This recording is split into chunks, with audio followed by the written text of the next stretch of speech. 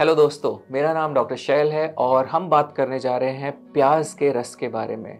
आप में से कई लोग शायद प्याज के रस को इस्तेमाल करने का सोचते हो, शायद कर भी चुके हो हेयर लॉस के लिए। और कुछ लोग जो प्लान कर रहे हैं वो शायद सोचते हो क्या ये काम करेगा, और अगर करेगा तो कितना लगाना चाहिए, किस इंडिकेशन में काम करेगा, क्या हर तरह का हेयर लॉस एक जैसा होता है, सब में काम करेगा, या कोई खास इंडिकेशन है जिसमें ये काम कर सकता है, और क्या साइंस है इसके पीछे, कैसे ये काम करता है। इस वीडियो को आखिर तक देखिए और आप ये सब खुद जान जाएंगे। अगर अभी तक आपने हमारे चैनल को सब्सक्राइब नहीं किया है तो सब्सक्राइब कीजिए और बेल आइकन को प्रेस करना तो बिल्कुल मत भूलिएगा। तो आप देखेंगे बहुत सारे अनियन ऑयल्स आते हैं, बहुत सारे शैम्पूज आते हैं जो बोलते हैं कि हम अनियन में इससे बने हैं, और ऐसे काफ़ी सारे प्रोडक्ट्स मार्केट में मिलते हैं जो क्लेम करते हैं कि हर तरीके के बाल का लॉस, चाहे वो मेल पैटर्न बाल्डनेस हो, फीमेल पैटर्न हो, एलोपेशिया एरेटा हो, कुछ भी, ये रामबाण है और ये काम करेगा। तो आप कंफ्यूज तो ज़रूर होते होंगे इसको देखकर। तो चलिए एक काम कैसे करता है जानने की कोशिश करते हैं। अनियन जूस के अंदर सल्फर काफ़ी मात्रा में रहता है जो कि एक अमाइनो एसिड का कंपोनेंट होता है, और ये अमाइनो एसिड्स मिलकर प्रोटीन बनाते हैं, जैसे कि केराटिन, जो कि एक बहुत इम्पॉर्टेंट प्रोटीन है हेयर के स्ट्रक्चर में। तो जब ये बनता है तो जाहिर है कि हेयर को एक स्ट्रेंथ मिलती है, और ये कोलेजन बनाने में भी हेयर के अंदर काफ़ी हेल्पफुल रहता है सल्फ़र। तो हालांकि ये डाउटफुल रहता है कि जब आप अनियन जूस को लगाते हैं सर पे तो वो कितना एब्जॉर्ब होगा और वो सल्फ़र आपके बॉडी में, और कितना वो अमाइनो एसिड प्रोडक्शन को कंट्रीब्यूट करेगा। बट हाँ, ये एक पॉसिबल मैकेनिज़्म रह सकता है।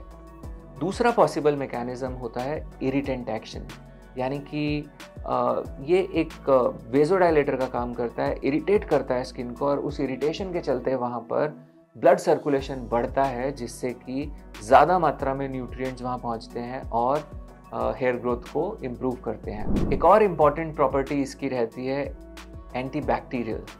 तो सल्फ़र की एंटीबैक्टीरियल एक्टिविटी की वजह से अगर वहाँ पर कुछ बैक्टीरियल ओरिजिन का इन्फ्लेमेशन हो रहा है हेयर फॉलिकल्स के आसपास, तो ये इस्तेमाल करने से वहाँ पर ये एक्टिविटी रिड्यूस हो जाएगी, जिसके चलते इन्फ्लेमेशन कम होके वहाँ पर हेयर ग्रोथ प्रमोट हो सकती है। ये सारे मैकेनिज़्म हर तरीके के हेयर लॉस में ज़रूरी नहीं है कि फ़ायदा करें। तो ये किस हेयर लॉस में ज़्यादा फ़ायदा कर सकते हैं? एलोपेशिया एरिएटा, जिसको साधारण भाषा में लोग कीड़ा लगना भी बोलते हैं। Alopecia areata is an autoimmune disorder where your antibodies they start destroying your own hair shafts, तो जिसकी वजह से वहाँ पर खालीपन आता है। ऐसे केसेस में मैंने पर्सनली काफ़ी पेशेंट्स में अनियन जूस रेकमेंड किया है।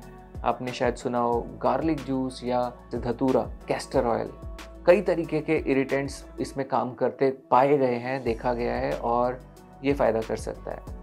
एंड्रोजेनेटिक एलोपेशिया में इसका रोल डाउटफुल है, बट येस, अगर ब्लड सर्कुलेशन इम्प्रूव होता है तो कुछ हद तक ये हेयर फॉल में कमी कर सकता है और हेयर थिकनेस बढ़ा सकता है।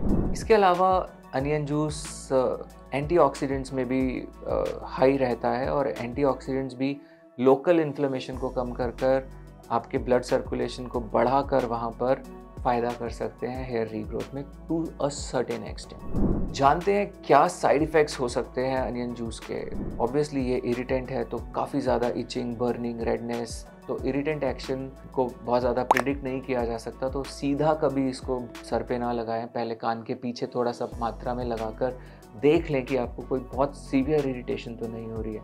कुछ हद तक इरिटेशन इज़ ओके, बट बहुत भयंकर इरिटेशन ज़्यादा नुकसान पहुंचा सकती है। अब आप चाहें तो इसको यूज़ कर सकते हैं, देख सकते हैं, और अगर आपके कुछ सवाल हैं इस विषय में तो नीचे कमेंट सेक्शन में पूछ सकते हैं।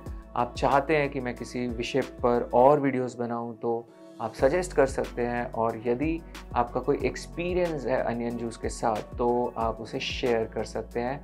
सभी ऑडियंस को इससे काफ़ी फ़ायदा होगा। और अगर आपने चैनल को सब्सक्राइब नहीं किया है तो प्लीज़ सब्सक्राइब करें और बेल आइकन को ज़रूर दबाएं। और डिटेल में जानकारी लेने के लिए आप हमारे ब्लॉग्स देख सकते हैं, वेबसाइट को विज़िट कर सकते हैं www.satyaHairSolutions.com। इसी के साथ विदा लेते हैं। Thank you, love yourself.